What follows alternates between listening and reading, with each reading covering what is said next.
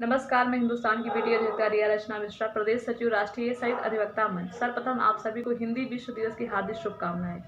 हिंदी न कि हमारे भारत में बल्कि विश्व के प्रत्येक देशों में हिंदी को पसंद किया जा रहा है, प्यार मिल रहा है, सम्मान मिल रहा है। अब मैं आपका ध्यान संविधान के उस अनुच्छेद की तरफ ले जाना चाहती हूँ जहाँ पर भारत संघ की राजभाषा हिंदी कहा गया है। अनुच्छेद 343 में भारत संघ की राजभाषा हिंदी है। तो मैं ये जानना चाहती हूँ कि क्या सर्वोच्च न्यायालय भारत संघ से अलग है। अनुच्छेद 344 सब क्लास 2 में ये कहा गया है कि जब संविधान लागू हो गया उसके 5 से 10 और मैक्सिमम 15 साल में जो लैंग्वेज जहाँ पर हो वहीं पर रहेगी। अनुच्छेद 348 में सर्वोच्च न्यायालय की भाषा अंग्रेजी होगी। लेकिन अब सवाल यहाँ पर यह है कि 15 वर्ष का जो कंडीशन लगाया गया था, 343 में कहा गया कि संघ की राजभाषा जो होगी वो हिंदी होगी, उस हिसाब से 348 में 15 वर्ष समाहित है तो ये स्वतः ही समाप्त हो जाता है।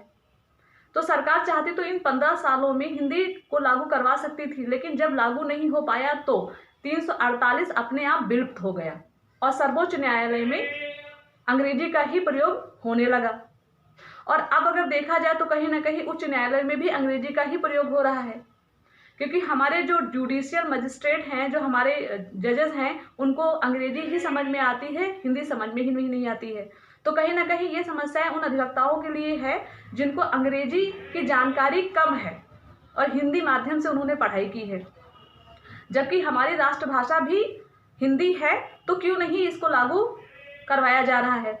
अब मैं आपका ध्यान अनुच्छेद के उस 350 की तरफ ले जाना चाहती हूँ जहाँ पर यह कहा गया था कि संसद और केंद्र सरकार समितियां बना करके हिंदी को सभी संस्थानों में लागू कराने के लिए विचार करेगी, जो कि आज तक नहीं हो पाया। तो मेरा विचार यह है कि जब 15 वर्ष की जो कंडीशन अब समाप्त हो गई है तो हिंदी स्वतः ही सभी संस्थानों में, सर्वोच्च न्यायालयों में लागू हो जाना चाहिए।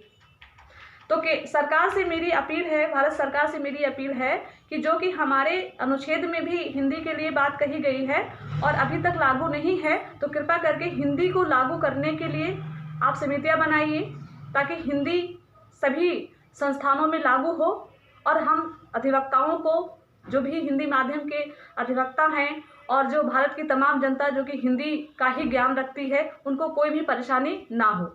जय हिंद, जय भारत माता।